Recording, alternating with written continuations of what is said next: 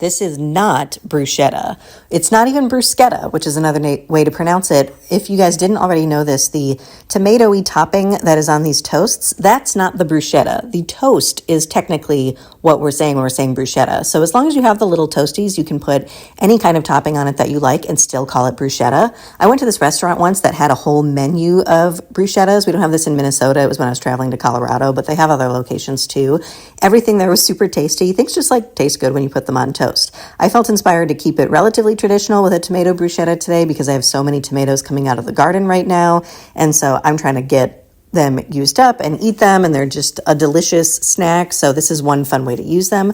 You're going to want to go ahead and finely chop your tomatoes. This is a step where you could optionally scoop out the middle to make it less watery. Some people choose to do that. It's an extra step, but it will give you kind of a thicker dip.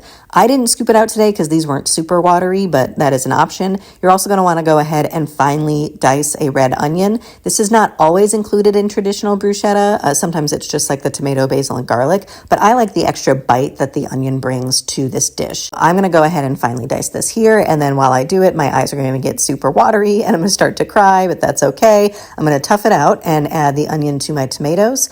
This is a really great way to get extra produce in your diet, especially this time of year when it is fresh and in season. The other main component that we're adding is basil, so I'm going to thinly slice it by rolling it into this like cigar shape and then slicing across to get these thin ribbons of basil. Once I have those strips, I want to get it even smaller, so I'll turn my knife the other way and kind of cut across and try to get it into little bites so that it's distributed evenly in the dip, and then get everybody together. Once all the kind of produce is in the bowl, I'm going to dress it with grated garlic, olive oil, balsamic vinegar, and generous amounts of salt for a tasty snack on some toast.